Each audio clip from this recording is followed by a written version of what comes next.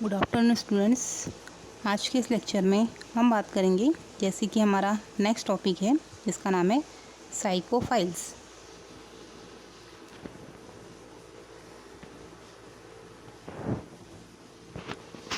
साइकोफाइल्स जो micro organism होते हैं उनके बारे में आज हम देखेंगे इस लेक्चर में। तो आप सबसे पहले हम स्ट्रक्चर देख लेते हैं साइकोफाइल्स माइक्रो ऑर्गेनिज्म का।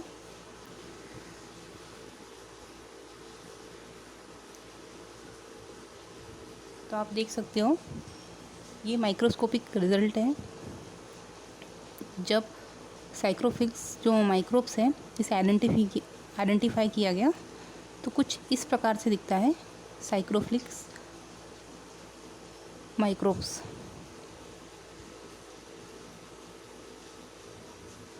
ठीक है, अब हम जो साइकोफाइल्स माइक्रोब्स हैं इनकी इंफॉर्मेशन देखते हैं।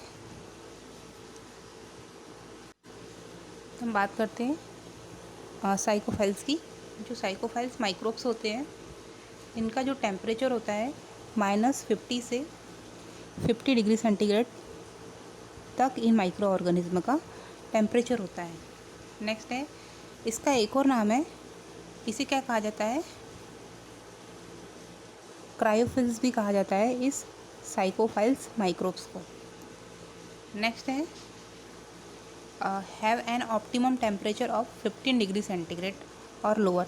इसका जो टेम्परेचर होता है 50 डिग्री सेंटीग्रेड तक इसका टेम्परेचर होता है। नेक्स्ट है, आइसोलेटेड फ्रॉम, इसको आइसोलेट किया था एरेक्टिक एंड एंटार्क्टिक्स हैबिट्स में। मतलब सबसे पहले जो हमारा ये साइकोफाइल्स माइक्रोब्स है इसे आइडेंटिफाई किया था, आइसोलेट किया था हमारे अंटार्कटिक वाली जगहों से, जहाँ पे मोस्टली जो टेम्परेचर होता है वो कैसा होता है, बहुत ही कोल्ड होता है, बहुत ही लो टेम्परेचर होता है। Next, around found in iceberg, glacier and snowfields आदि एरिया में ये साइकोफिल्स माइक्रोब्स पाए जाते हैं। Metabolism is quite normal of colder temperature, cell membrane higher level of fatty acid. इसकी जो सेल मेम्ब्रेन है साइकोफाइल्स माइक्रोब्स की, इसमें फैटी एसिड हायर लेवल में पाया जाता है।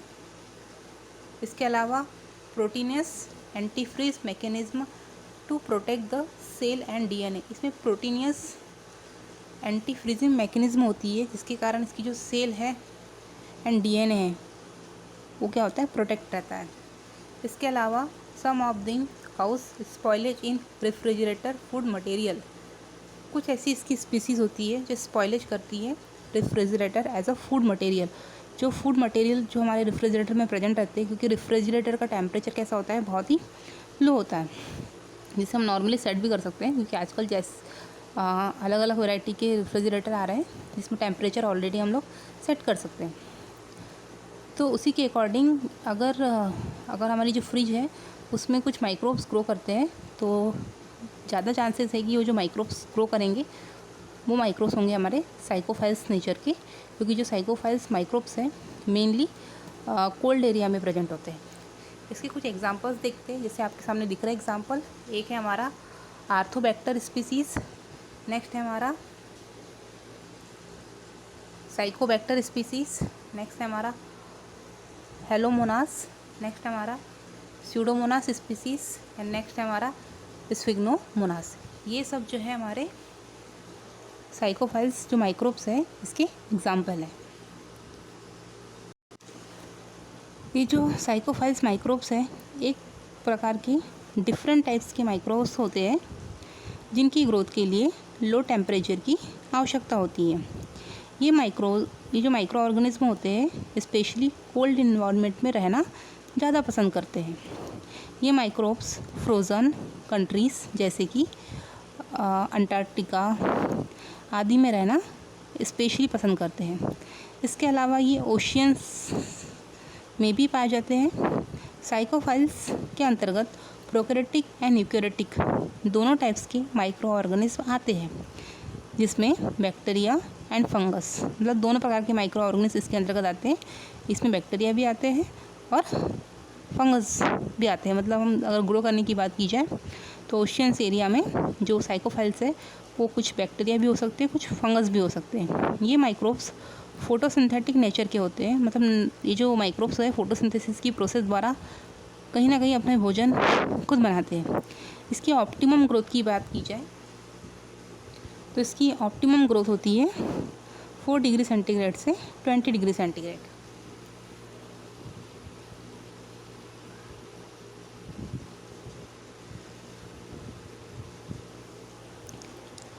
इनकी फेवरेबल ग्रोथ जो है वो होती है हमारी 5 डिग्री सेंटीग्रेड पर सबसे अधिक होती है। इन्हें कोल्ड लविंग माइक्रो ऑर्गेनिज्म भी कहा जाता है। जैसे कि हमने इसके पहले जो माइक्रो ऑर्गेनिज्म पढ़ा था, है ना, वो थे हमारे हेलोफिल्स माइक्रोब्स, जिन्हें हम साल्ट लविंग कहते हैं। तो जो हमारे साइकोफाइल्स है इन्हें कहा जाता है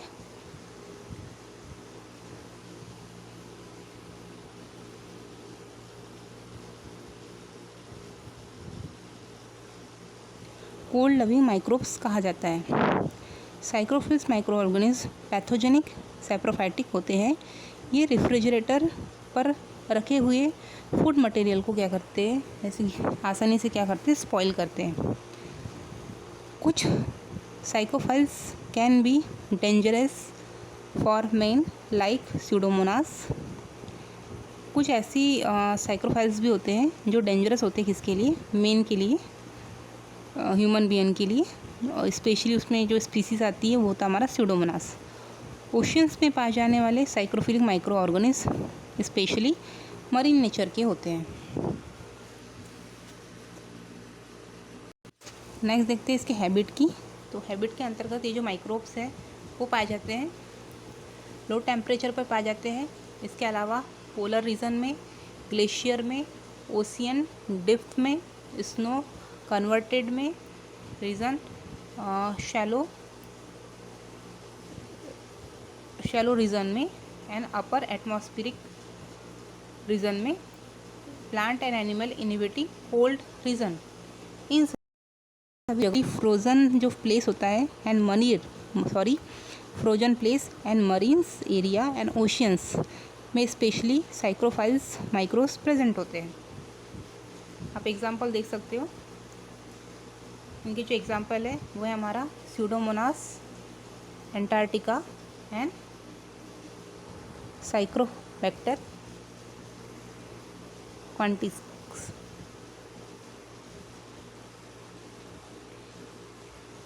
इसकी कुछ प्रॉपर्टीज होती है, जो आप टेम्परेचर देख सकते हो। कोल्ड एडाप्टेशन ऑर्गेनिज्म, इनका टेम्परेचर आप देख सकते हो।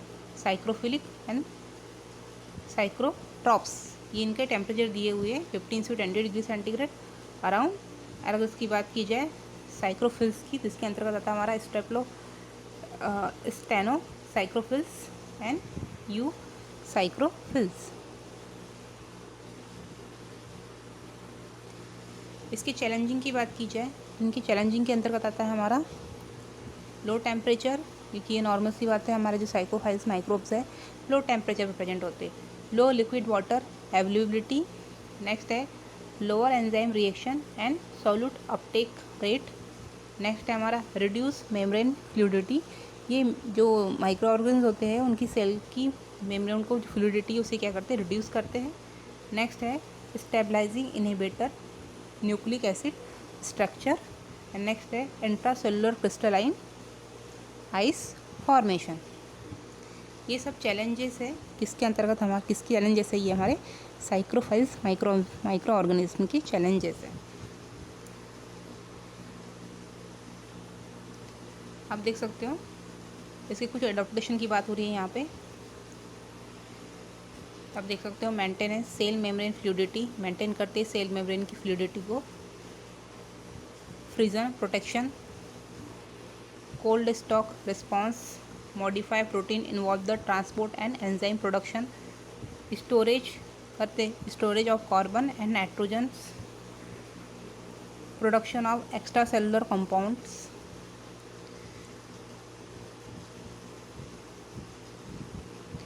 modifying enzymes, sensing environment temperature, metabolism at low temperature, role of DNA, degradation, formation of wild but not circulable cells, interlinked adaptive response and other strategies. तो ये सब जो है हमारे एडाप्टेशन है